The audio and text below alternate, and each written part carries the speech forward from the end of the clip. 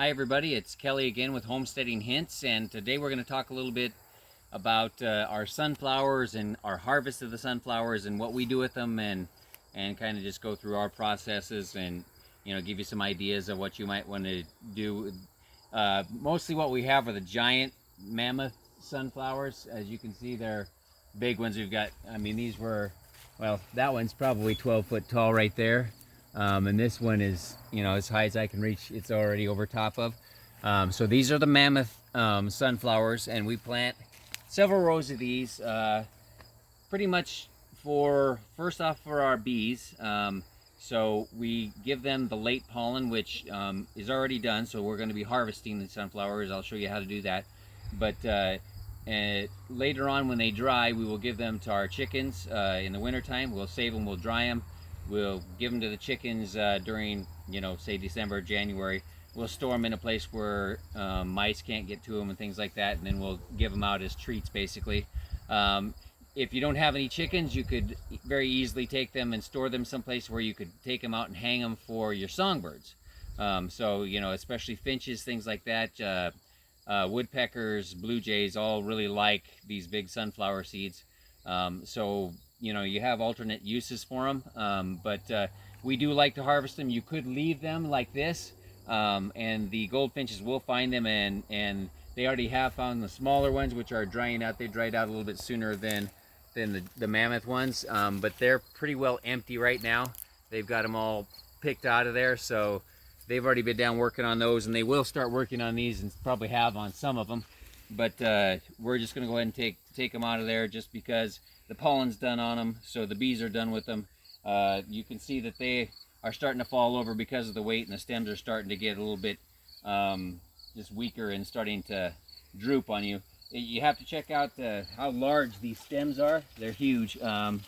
They're probably a good 2 to 3 inches around down at the base of them. You will need lopping shears to cut them, so and be aware that they don't take out very easily, so you'll want a good lopping shears, and sometimes I use a machete on them too to cut them down, because next year you'll find some of that stem still there. If you don't get it out of the way, it doesn't break down very easily. You can see this one right here. This one has fallen over and hit the ground. We flipped it over.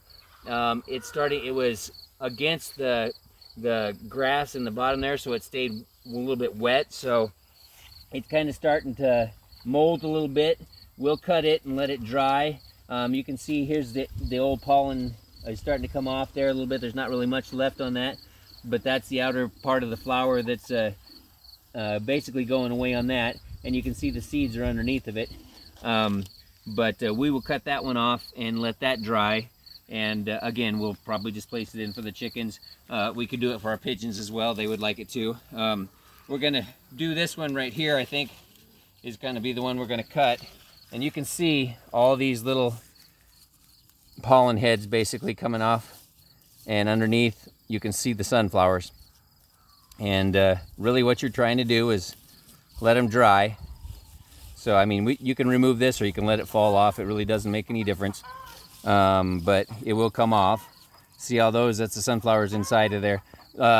We have eaten them. You can take and bake them and put a little salt on them and eat them, and they're just fine. But we mostly prefer to give them out as treats to the birds. So kind of neat how we do that. But I do have lopping shears here, and I'll take and cut this one off back here like that, and then I'll come back later and do the stem. But so I cut it off, leave a few leaves on it. We have just a cattle panel that you can slip it down through to hold it in place, and let it hang there and dry, or sit and dry this way. You could take and tie a string onto it. I'm not sure why that rooster just keeps going, but he will not be quiet, that's for sure. But you could take a piece of twine and tie around about right here by one of the leaves and hang it up and over a rafter to another one, something like that. Be aware that the mice will search them out, and we did have some issues with mice last year, but overall we got most of them harvested. But harvest them where the mice really can't get to very easily. Otherwise, you'll end up with put out traps or something like that. Yeah, something like that. You'll end up with. We're not eating them for our consumption, so it didn't bother us a whole lot. It was just kind of annoying that we didn't get to give it to the things we wanted it to. But yeah, beware that they will eat a lot very quickly. So if you have, I mean, all garages, we're going to put it in the garage, but there's still mice. You don't want to keep it outside because every time it rains, it will get wet again. So you need to keep it inside somewhere. Garage is probably the easiest place. You could do it in the house if you didn't have a whole lot of them. But the more of them you have, obviously the more space, because they are pretty big. As you can see, this is like dinner plate size almost. So pretty big one.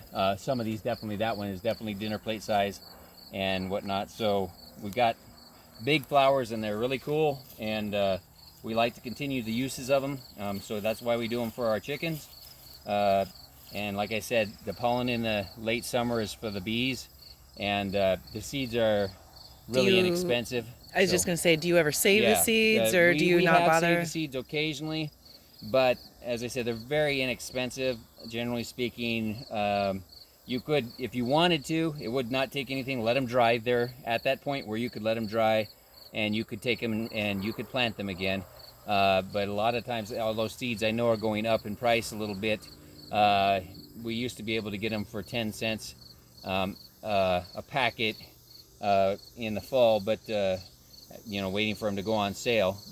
This year it has been a little bit harder to find them, but they're still relatively inexpensive, and you can get usually 20-25 seeds in a packet. So one packet should give you 20 flowers if you you know, if you buy 3 or 4 packets for a few dollars. You're talking 30-40 flowers that come up like this that you can utilize.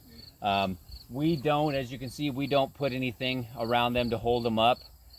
We have had issue with them blowing. I mean, a few of these did blow down, but most of them have just come down lately because they're getting weaker. If we got some heavy winds like the derecho last year, it blew most of them over pretty harsh. If you want to, you could take and stake a couple of stakes and run some wire or twine around it in kind of weaving around your rows as they grow. But like we were talking about, they, as you can see, are remaining relatively stable for as big as they are. And now that they're ready to come down, we will take them down.